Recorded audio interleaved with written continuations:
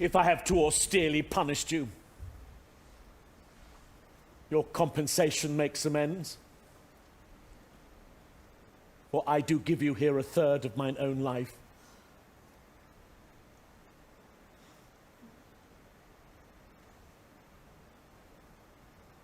Or that for which I live.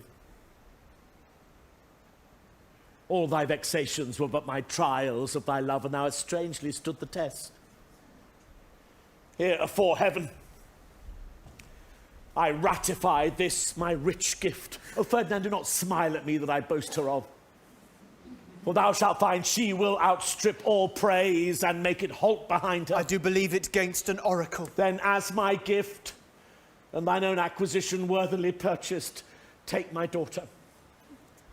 But if thou dost break her virgin knot before all sanctimonious ceremonies may with full and holy rite be ministered, no sweet aspersions shall the heavens let fall to make this contract grow, but barren hate, sour-eyed disdain and discord shall bestrew the union of your bed with weeds so loathly that you shall hate it both.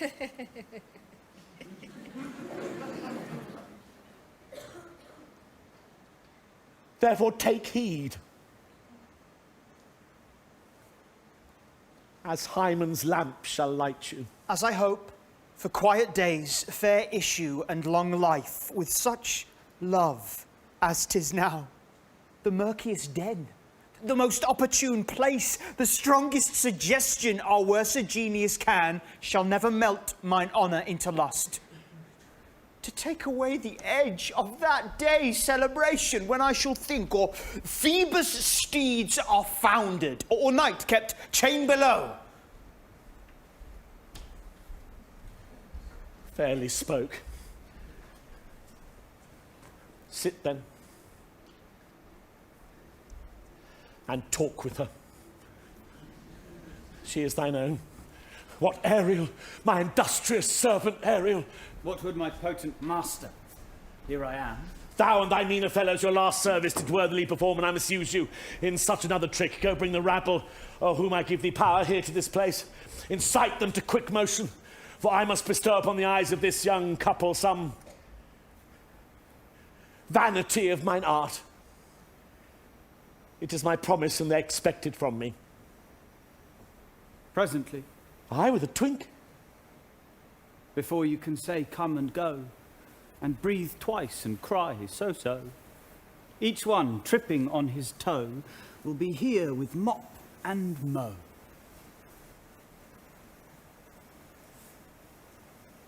Do you love me, master? No.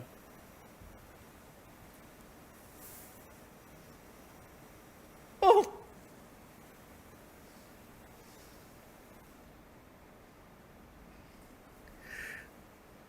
Dearly, my delicate Ariel, do not approach till thou dost hear me call. Well, I concede. Look thou be true.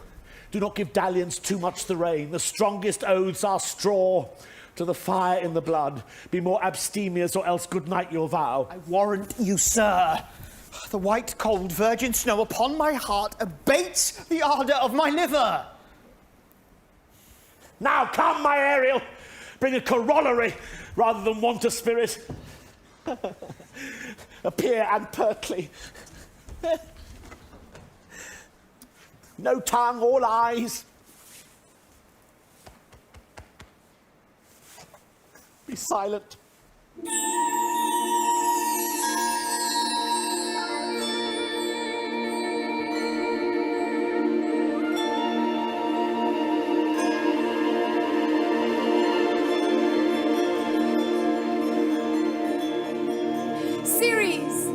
Most bounteous lady, thy rich lees of wheat, rye, barley, vetches, oats, and peas, thy turfy mountains where live nibbling sheep, and flat meads thatched with stover them to keep, thy banks with peonid and twilled brims, which spongy April at thy hest betrims to make cold nymphs chaste crowns, and thy broom groves, whose shadow the dismissed bachelor loves, being lass lorn, thy pole-clipped vineyard, and thy sea marge, sterile and rocky hard, where thou thyself dost err. The queen of the sky, whose watery arch and messenger am I, bids thee leave these, and with her sovereign grace, here on this grass plot, in this very place, to come and sport. Her peacocks fly amain. Approach, rich Ceres, her to entertain.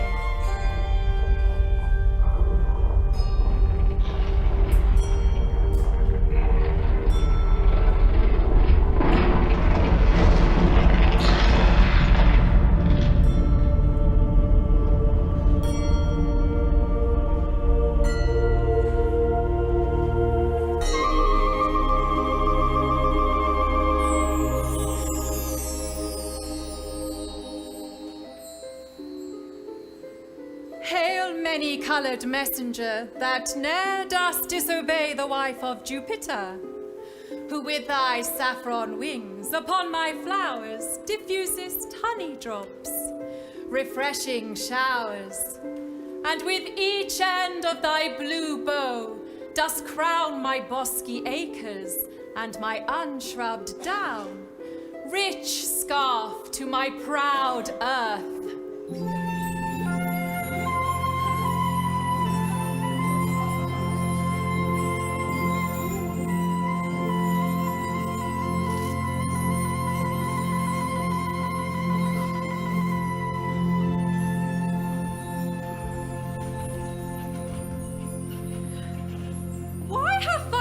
Summoned me hither to this short-grassed green. A contract of true love to celebrate, and some donation freely to estate on the blessed lovers. Tell me, heavenly bow, if Venus or her son, as thou dost know, do now attend the queen, since they did plot the means that dusky Dis my daughter got, her and her blind boy's scandaled company, I have forsworn. Of her society be not afraid. I met her deity cutting the clouds towards Paphos, and her son dove-drawn with her. Here thought they to have done some wanton charm upon this man and maid, whose vows are that no bedright shall be paid till Hymen's torch be lighted. But in vain. Mars's hot minion is returned again. Her waspish-headed son has broke his arrows, swears he will shoot no more, but play with sparrows and be a boy right out. Highest queen of state, great Juno comes. I know her by her gait.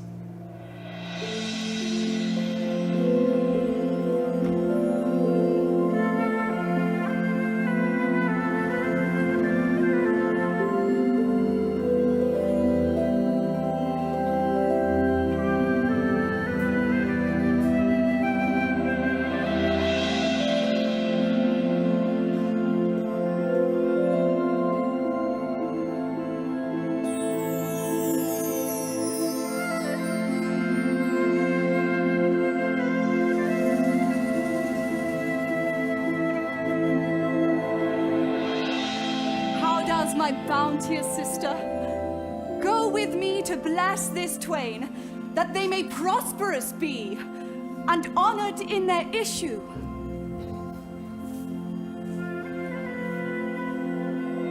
Honor, riches, marriage, blessing,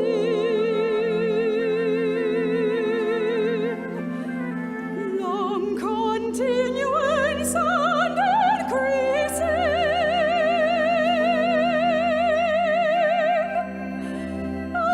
Joys bestowed upon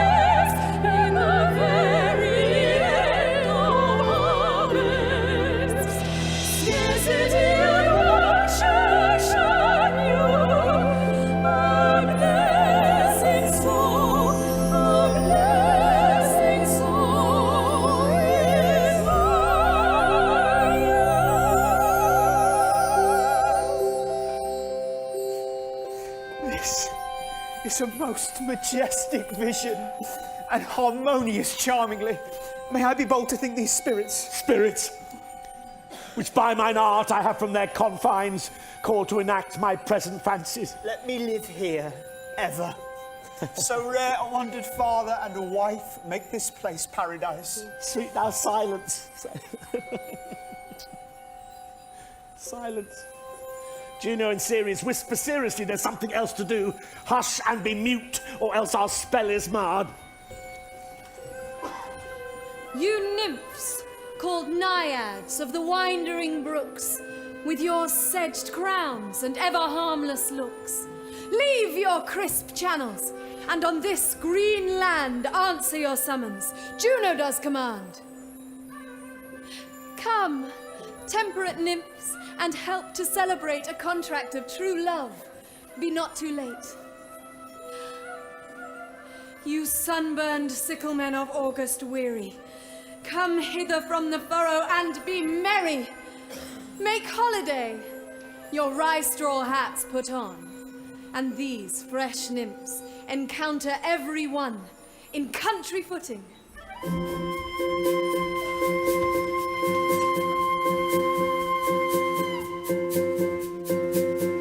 Honor, riches, marriage, blessing.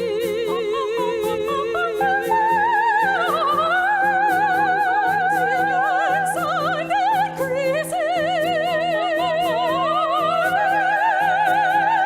Vines and clustering bunches growing. Plants with goodly heaven bowing. Spring come to you at the forest, in the very end of harvest. Scarcity and want shall shun you. A blessing so is on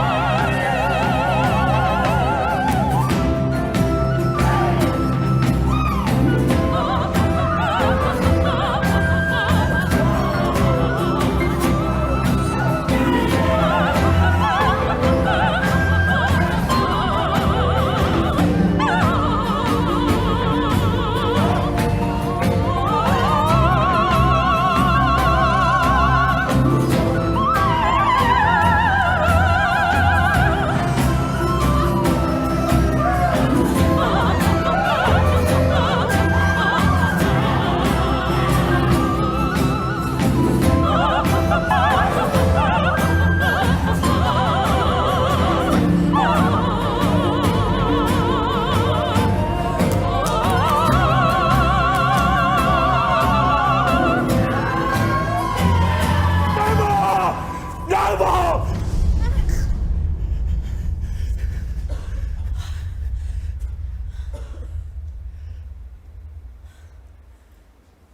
I had forgot that foul conspiracy of the beast Caliban and his confederates against my life. The minute of their plot is almost come. Avoid no more!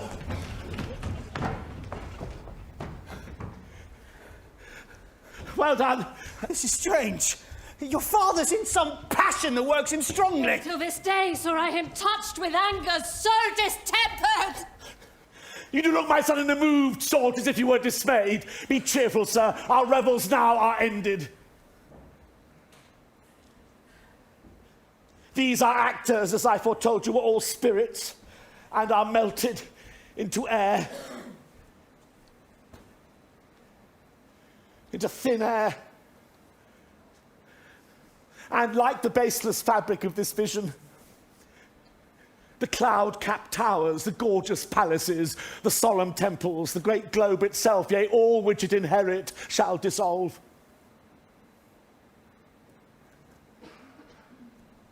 And like this insubstantial pageant faded, leave not a rack behind.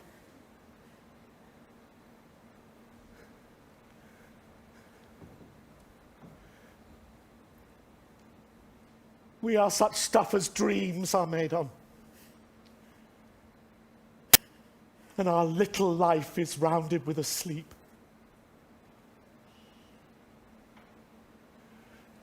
Sir, I'm vexed. Bear with my weakness.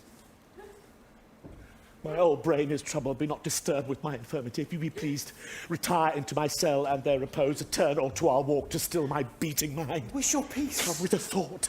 I thank thee, Ariel, come! Thy thoughts I cleave to. What's thy pleasure?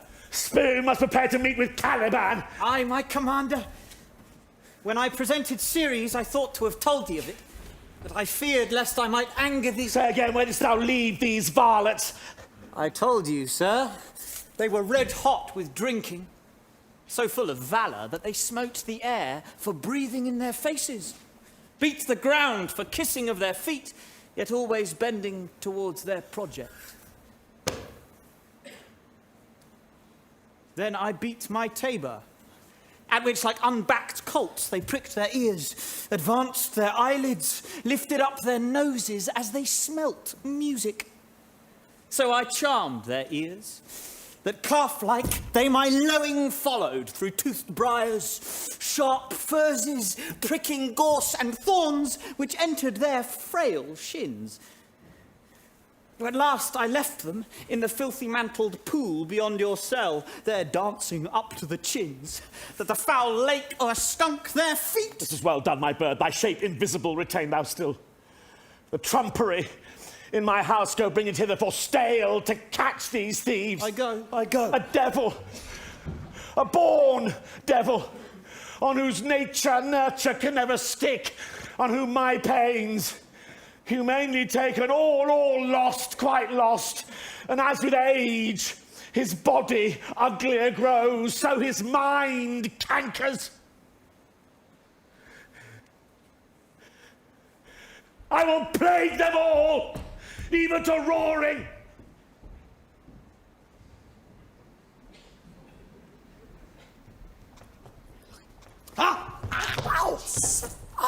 You tread softly,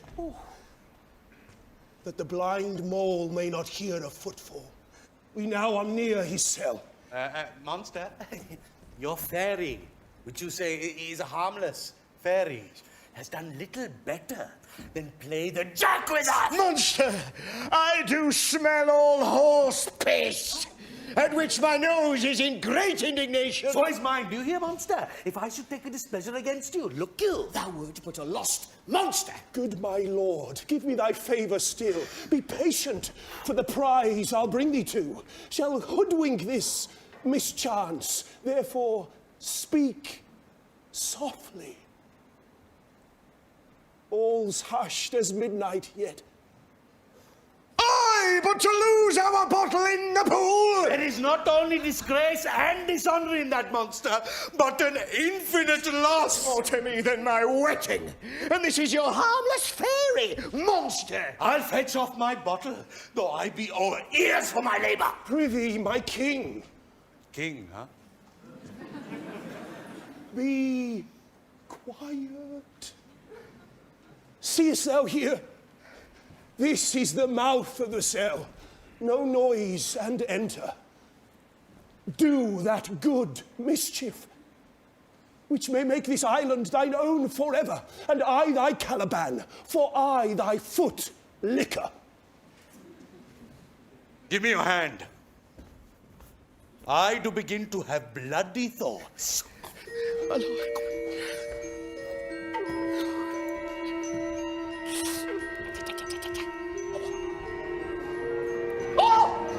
King Stefano! Oh, peer! Oh, worthy Stefano! Look, what a wardrobe here is for thee! Let it alone, thou fool! It is but trash. Monster! We know what belongs to a frippery. King Stefano! Put off that gown, Trinculo. By this hand, I'll have that gown, yes? Thy grace shall have it. The dropsy drown this fool. What do you mean to dote thus on such luggage? Let it alone and do the murder first. If he awake, from toe to crown. He'll fill our skins with pinches, make us strange stuff. Monster, be you quiet. Mrs. Line, is not this my jerkin, huh? We steal by line, like your grace. Oh, I thank thee for this jest. There's a garment for it, which shall not go unrewarded while I am king of this country. Steal by line. There's another garment for it. Oh, monster, come. Put some lime upon your fingers and away with the rest.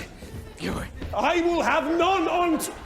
We shall lose our time and all be turned to barnacles or to apes with foreheads villainous low. Monster, lay to your fingers. Help bear this away where my hogshead of wine is, or I'll turn you out of my kingdom. Go to carry this. And this. I and this. Hey, mountain! Hey! Silver! Silver! Fury, fury, there, tyrant, there! Hark! Hark!